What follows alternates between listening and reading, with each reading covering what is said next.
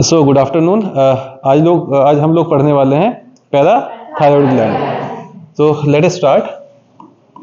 इन parathyroid gland हम शुरू करेंगे ऑरिजिन से पढ़ना कि पैराथायरॉइड ग्लैंड का ऑरिजिन कहाँ होता है, पैराथायरॉइड ग्लैंड का लोकेशन कहाँ पर होता है, देन पैराथायरॉइड ग्लैंड के अंदर कौन कौन से फंक्शनल स्ट्रक्चर्स है, वो कौन सा हार्मोन बनाती है, उस हार्मोन के फीचर्स क्या क्या है, और इन द एंड हार्मोन के फंक्शन और कुछ रेगुलेटरी डिसऑर्डर्स। ठीक है, तो स्टार्टिंग विद द ऑरिजिन, इससे पहले जो ग्लैंड हमने कंप्लीट किया था वो था थायराइड ग्लैंड, और थायराइड ग्लैंड होता है एंडोडर्मल इन ऑरिजिन। और एक बेसिक सा कंसेप्ट आपको बताया हुआ कि जितने भी स्ट्रक्चर ट्यूब लाइक स्ट्रक्चर के पास जो भी ग्लैंड होंगे वो सारे के सारे कैसे होंगे, एंडोडर्मल होंगे। तो like thyroid it is also endodermal in origin. Now coming on location, तो अगर थोड़ा सा प्रीवियस लर्निंग को हम रिवाइज करें, जो थायराइड ग्लैंड है वो at the junction of where is located, trachea and larynx, और वो एक फ्लैप था जो कनेक्ट कर रहा था दोनों को, इस्थमस, और वो किधर विजिबल था, फ्रॉम द डोर्सल साइड। अब जब पैराथायराइड को हमें विजिबल करना होगा तो वो विजिबल होता ऑन द, वो विजिबल था वेंट्रल साइड, और पैराथायराइड को विजिबल करना है तो विजिबल होगा ऑन द डोर्सल साइड। तो location is dorsally located side of thyroid gland। तो अगर मैं आपसे कहूं कि भाई ट्रैकिया को मुझे रिकॉग्नाइज करना है डोर्सली और वेंट्रली, तो जो इनकम्प्लीट कार्टिलेजिनस रिंग है वो किस तरफ नजर आते हैं ट्रैकिया में, on the dorsal side, on the ventral side, incomplete cartilaginous ring. तो अगर मैं बिना रिंग वाला ट्रैकिया बना रहा हूं तो वो कौन सा है, डोर्सल साइड है। तो just imagine I am making a dorsal view here, और ये आपके पास वो दो लोब्स हैं, बटरफ्लाई शेप लोब, जो थायराइड ग्लैंड बना रहे हैं। और अगर हम डोर्सल साइड देखें तो हमें नजर नहीं आएगा isthmus. So on the back side there is a total of 4 glandular structure here, और इनके लिए वर्ड यूज करते हैं पैराथायरॉइड। जो पैरा वर्ड है, पैरा वर्ड का मतलब यहां पर होता है behind, because these glandular cells, these glandular structure are present behind the thyroid gland, we call that parathyroid gland। so dorsal side of thyroid gland होता है, there are 2 pairs in number। तो कई बार क्वेश्चन वगैरह पूछ लिया जाता है आपसे कि how many parathyroid gland do we have, a simple answer would be we are having a total of 4 parathyroid gland, so they are 4 in number, right? okay, so parathyroid gland, they are the one which are endodermal in origin and present at the back of our neck, or let's call that back of the thyroid or dorsal part of the thyroid one। और ये जो glandular part होता है ये embedded रहता है in the stroma of thyroid। तो याद है कुछ थायराइड का हम पढ़ रहे थे, अंदर स्ट्रोमा होता है, and then they are having second part is follicular cell and some parafollicular cell would be there। तो एक ट्रांसफर सेक्शन ले लेंगे यहाँ से, जिसमें फॉलिकुलर पैराफॉलिकुलर के साथ साथ ये जो आपके पास पैराथायरॉइड ग्लैंड की सेल है ये भी नजर आ जाएंगे। Done up to here. तो let us go with the internal structure of this thyroid gland. I am taking a section from here.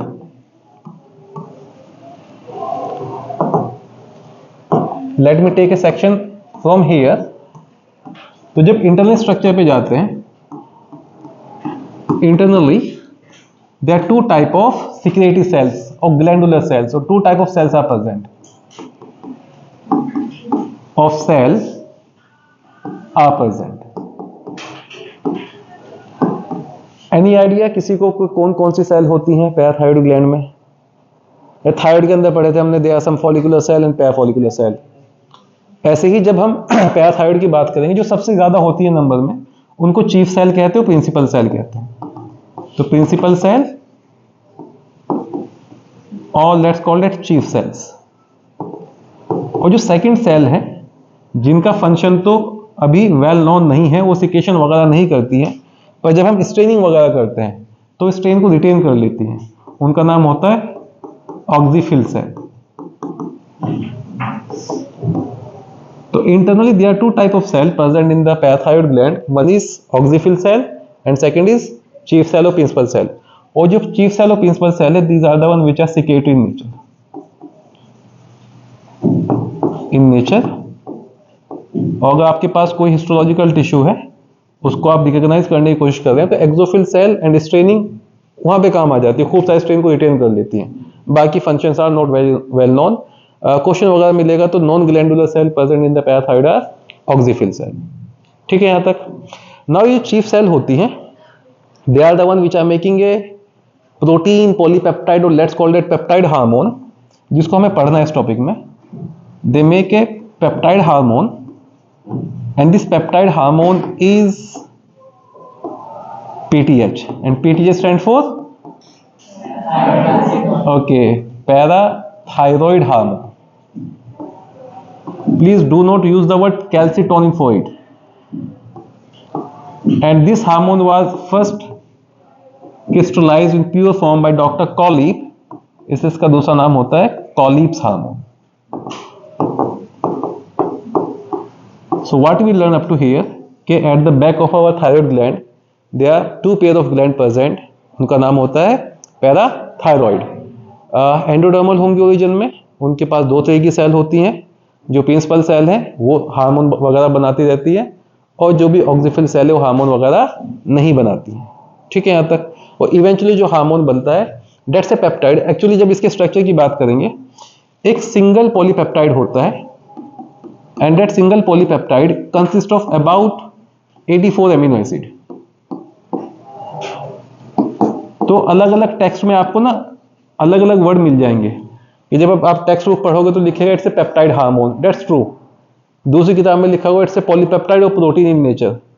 तो पेप्टाइड तो एग्जैक्टली हमने बोन पढ़ा है। पेप्टाइड बॉन्ड किस किस के बीच में पढ़ा है? which two molecule are connected with peptide bond? अच्छा होते हैं कोई मॉलिक्यूल ना, एमिनो एसिड्स, राइट। तो पॉलीपेप्टाइड के बहुत सारे पेप्टाइड बॉन्ड है, तो एग्जैक्टली तीन टर्म यूज करेंगे इसके लिए। It's a peptide hormone, we called it polypeptide, and functional polypeptide is referred as to protein. Anyways, now अभी तक हम जो भी ग्लैंड पढ़ रहे थे तो उनका जो रेगुलेशन है वो कौन कर रहा था? Anterior pituitary.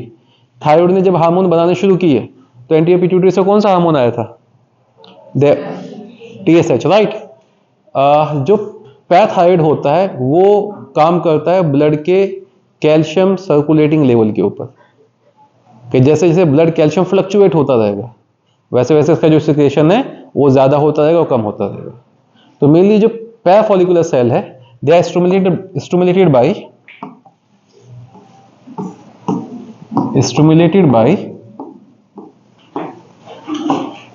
Blood calcium level. अब इतना फिजियोलॉजी पढ़ने के बाद हमें बहुत सारी चीजें पता चल गई हैं कैल्शियम कहाँ कहाँ काम आने वाला है, कि कैल्शियम की कहाँ कहाँ जरूरत होती है। तो जो जो काम कैल्शियम कंट्रोल कर रहा है, पैराथायराइड का जब भी रोल कम ज्यादा होगा लेवल तो वो काम अफेक्ट होने शुरू हो जाएंगे। तो मेनली कैल्शियम ज्यादा होगा कैल्शियम कम होगा उस पर भी डिस्कशन करेंगे। पिछला हार्मोन जो पढ़ा था डेट वाज थायराइड के बाद जो पढ़ा था थायरोकैल्सिटोनिन, उसका काम क्या था? ब्लड को कैल्शियम को कम कर देना। तो कहां चले जाता है कैल्शियम? तो वो हार्मोन बोन की किन सेल की एक्टिविटी को बढ़ा रहा होगा? What are osteoclast? ऑस्टियोब्लास्ट। तो mainly that hormone work on osteoblast and osteoblast start accumulating a lot of calcium from the blood and depositing into the bone. तो जो पीटीएच होता है that is antagonist to TCT. तो exactly ये किन cell की activity को बढ़ाएगा? Osteoclast cell. ऑस्टियोक्लास्ट का दूसरा नाम bone eater. And bone eater क्या करेंगी? जो भी बोन का मैट्रिक्स है made up of calcium and collagen fibre, matrix को खाना शुरू कर देगी। और बोन से जब कैल्शियम निकलेगा तो कहाँ जाएगा? ब्लड के अंदर। तो ब्लड कैल्शियम बढ़ जाएगा। इसके लिए वर्ड यूज करते हैं बोन डीमिनरलाइजेशन, और दूसरा वर्ड यूज होता है bone resorption. Resorption is other word for reabsorption to be exact. तो हम वर्ड यूज करेंगे यहाँ पे बोन रिसॉर्प्शन। तो पीटीएच क्या क्या करेगा हम वो पढ़ते चले जाएंगे। जो प्रिंसिपल सेल है वो स्टिमुलेट होते हैं ब्लड कैल्शियम लेवल पर। तो पीटीएच कब आना चाहिए? जब ब्लड कैल्शियम लो है या ब्लड कैल्शियम हाई है। तो जब भी ब्लड कैल्शियम कम होता है पीटीएच आना शुरू हो जाता है। वो एक्ट करेगा जाके बोन्स के ऊपर, बोन से कैल्शियम निकलेगा और ब्लड कैल्शियम लेवल कैसा हो जाएगा? वापस ज्यादा हो जाएगा। तो they are stimulated by low blood calcium level. तो in the end of lecture हम होमोलॉजी पढ़ लेंगे दोनों का, कि भाई वो कैसे कैसे काम करते हैं, टीसीटी क्या काम करता है और ब्लड कैल्शियम लेवल पे क्या काम कर रहा है, राइट। तो role of this PTH, let's move to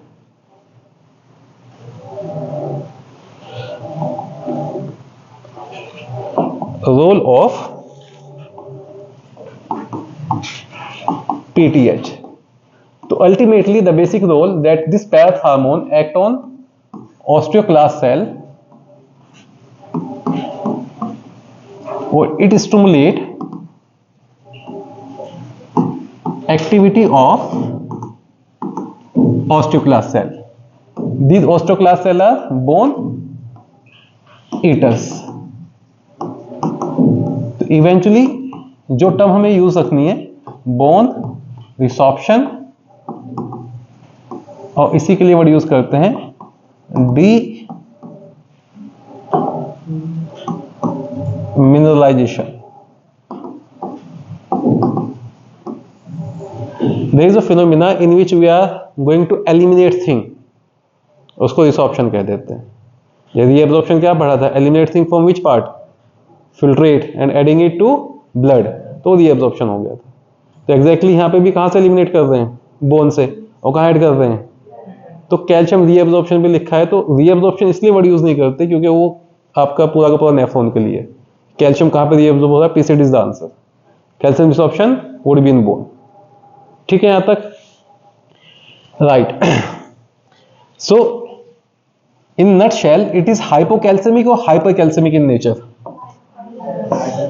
so this hormone it increase our blood calcium level, it is hypercalcemic in nature. What bone is made up of? Only calcium है, साथ में कुछ और भी होता है। तो just imagine that here is a bone and these are the cells here, and these cells are having very very big teeth, right? What is the name? These are the macrophages of bone, osteoclast. And when this hormone comes here, they become very very angry and they start eating this thing. तो जो भी आपके पास ये circulation है, what has been released from the bone here? One would be calcium, एक और चीज आनी चाहिए, please answer it, phosphate. तो ब्लड के अंदर क्या आना शुरू हो जाता है, फोस्फेट। और साथ में ये जो पीटीएच है, पहला site of action on the bone, calcium निकालना शुरू कर देगा, डीमिनरेशन। सेकेंड साइट ऑफ एक्शन पे चलते हैं, it goes, this hormone also act on our kidneys, nephrons, और नेफ्रॉन में फोस्फेट के एलिमिनेशन को बढ़ाएगा। तो under the influence of this hormone phosphate has been eliminated. क्या कहते हैं इस प्रोसेस को, पाथ रीअब्जॉर्प्शन और secretion. phosphate is eliminated from blood and you are always confused with these terms, we call that secretion. Anything which is eliminated from blood we call that secretion. तो phosphate के secretion को बढ़ा देता है। What about calcium here?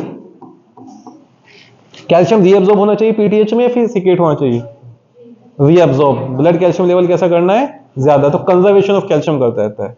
तो increased calcium reabsorption. तो under the influence of PTH more calcium is lost by urine और less calcium is lost by urine, less calcium, more phosphate is lost by urine.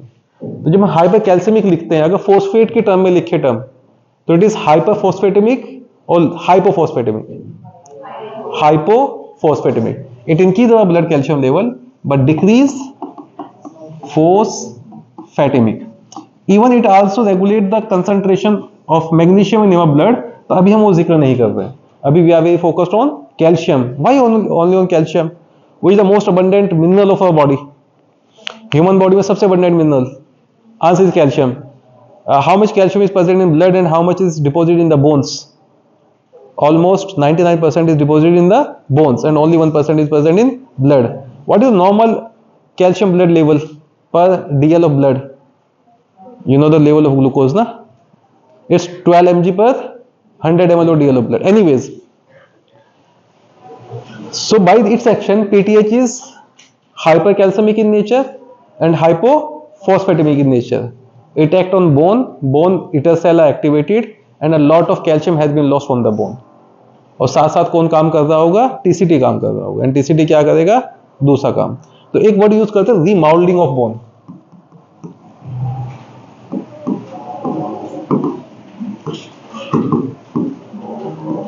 तो जितना भी extra calcium deposit हो जाता है bone में, उन्हें कौन निकालता रहता है? पीटीएच निकालता रहता है, ताकि बोन का जो शेप है वो मेंटेन रहे। अच्छा, अगर यहां पे मैं आपसे डिस्कस करूं what are the roles played by calcium, ठीक है, done up to here? Let me solve this part. I just want to add role of calcium, क्योंकि इसको ना हम ऐसा पढ़ते हैं कि भाई it is very important for survival. This gland is very important for survival because it is going to maintain homeostasis of calcium, homeostasis of phosphate. Phosphate को मैं eliminate करके चलता हूँ. I am very concerned about calcium. तो what role of calcium you know up to yet, जितना भी physiology आपने पढ़ा है? One by one. Okay, from this row. Okay, she started from muscle contraction. What about the beating of your heart? It is also kind of muscle contraction. So your heart is beating normally, you should be thankful to calcium, not God. Next function. Any function you know of calcium in your physiological action? You know nothing. Blood clotting. That boy is very violent. Next, from that row, last row. Miss Sahu, any role you know about calcium up to yet? 4-5 chapters has been completed. Hurry up, please. Okay, I was telling about excitability of neurons and muscles. Remember that? Permeability of excitable cell, permeability of nerve membrane, how voltage gated channel act in presence of calcium or in absence of calcium. We have discussed that part. So it also control permeability of nerve membranes. Shikhar, next role of calcium. Bone formation, thank you.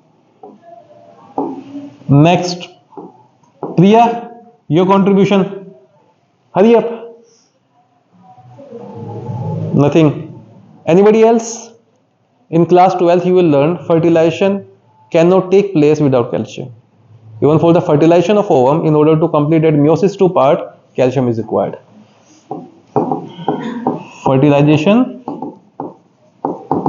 of ovum. So, majority of our actions, muscle control, blood clotting, permeability of nerve membrane, bone formation, calcium also acts as a cofactor for many enzymes. So, calcium is very, very important for our body. And in order to regulate the homeostasis of calcium, PTH is required. So whenever you need calcium, from where calcium is coming? From food or from bones? So that's the role of PTH. Right? Now what would happen if PTH is going to be very high? And what would happen if PTH is going to be very low? One more role of PTH. Have you ever heard about vitamin D? I guess yes. Now who will tell me what is this vitamin D? What is this thing? Vitamin D. Yes. Anybody? Okay, he's saying it's calcitriol, or let's call that calciferol, और इसका जो active form होता है, active form is 1,2,5 dihydroxy calciferol. Now how vitamin D is formed? Our body, human body cannot make vitamins. How vitamin is formed? Don't tell me sunlight में जाते तो vitamin मिल जाती है. Remember the concept of जादू? तो ये discuss किया था एक बार. Remember, there is something in your skin. And what is that molecule? Precursor of this vitamin. And whenever sunlight falls on it, that things is converting into that form. Remember एक दिन जब हम biomolecule पढ़ रहे थे, ये चीज बताई थी आपको. और जो ये स्टोर्ड फॉर्म होता है इसका नाम होता है 7 dehydro cholesterol. Why we are talking vitamin D here? Because this vitamin D is activated by PTH. So one more role, that this path hormone also result in activation of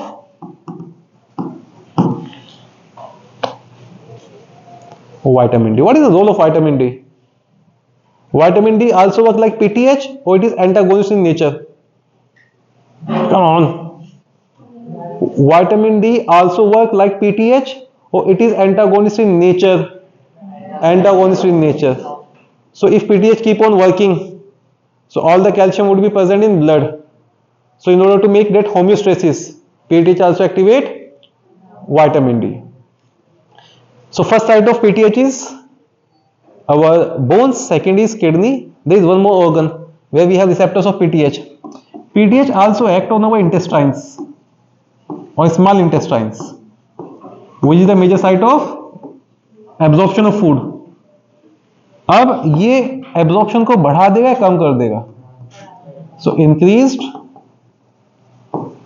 absorption from food of calcium from food. तो नट shell में तीनों function और उसके बाद एक comparison. तो आपके पास ये लेट से आपका एक basic structure of long bone है और this long bone is well supplied with this blood vessels. Now at one end we are having our PTH. जो पीटीएच काम कर रहा है, calcium is coming here, phosphate is coming here and blood calcium level goes high. पहला काम किया इसने PTH ने. Second, PTH also go and work on this thing. What is this thing here? Okay, and this PTH on nephron is reabsorbing calcium, also adding in blood, and this is also going to that part, let's say C-shaped duodenum, and this part here, that's our intestines, and from here it is also adding calcium here. So PTH is increasing calcium from three organs in three ways. First, it is acting on bone, second is it is acting on kidneys, and third it is acting on. Now TCT की बात करते हैं. TCT is antagonist to PTH. PTH and TCT are antagonists in nature.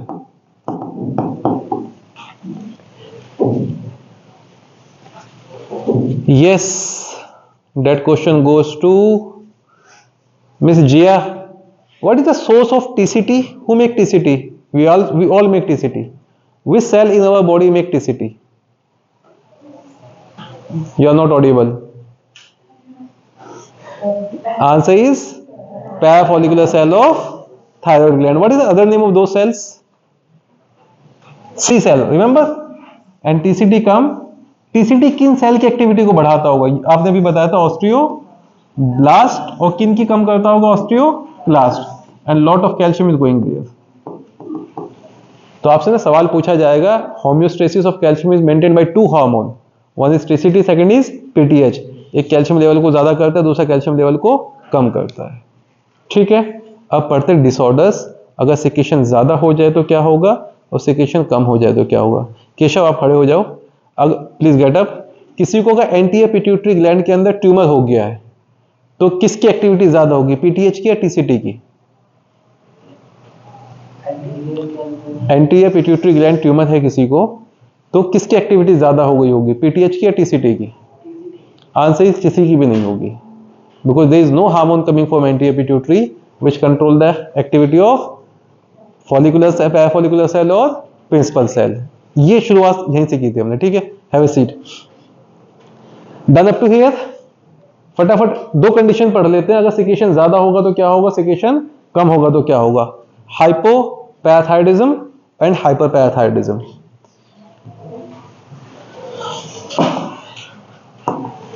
Let's start with hypoparathyroidism. अगर किसी के body के अंदर ये PTH का लेवल कम हो जाता है तो क्या क्या कॉम्प्लिकेशन आने वाले हैं? यस रौनक खड़े हो जाओ। ब्लड कैल्शियम लेवल कैसा होगा? Low PTH result in high blood calcium, low blood calcium, low blood calcium. एक ऐसी बीमारी बताइए जो लो ब्लड कैल्शियम की वजह से होती है। नो डाउट सारे के सारे जो हमने फिनोमिना पढ़े सारे इफेक्ट हो जाएंगे। ब्लड क्लॉटिंग नहीं होगा, मसल कॉन्ट्रैक्शन में प्रॉब्लम आ गया, ब्ला ब्ला जो भी है। अब देख एक ऐसी कंडीशन पड़ी जो लो ब्लड कैल्शियम की वजह से होता है। What is tetany? तो that result in okay sustained state of contraction due to low calcium. Please have a seat. Sustained state of contraction. इससे पहले शिखा अभी ध्यान सुनना क्योंकि तुम्हारा कई बार डाउट रहा है इस पे। पेशेंट को क्रैम्प्स भी आ सकते हैं, कन्वर्जेंस हो सकते हैं। You know the meaning of conversion.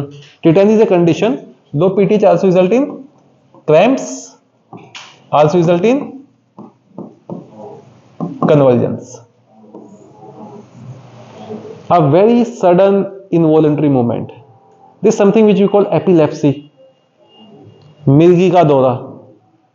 कुछ वैसे ही कॉन्ट्रैक्शन होने शुरू हो जाते हैं बॉडी के अंदर, तो बैठे बैठे you start shivering, that's a kind of conversion.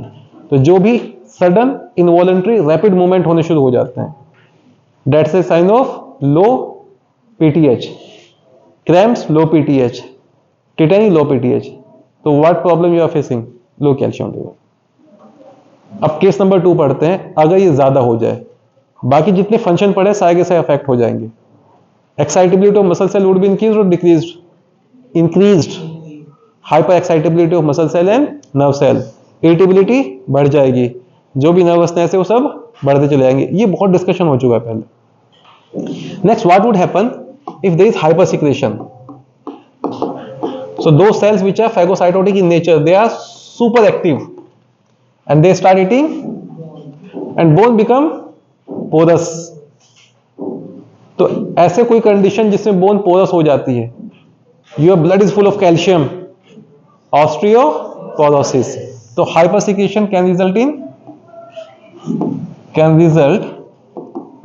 in osteoporosis.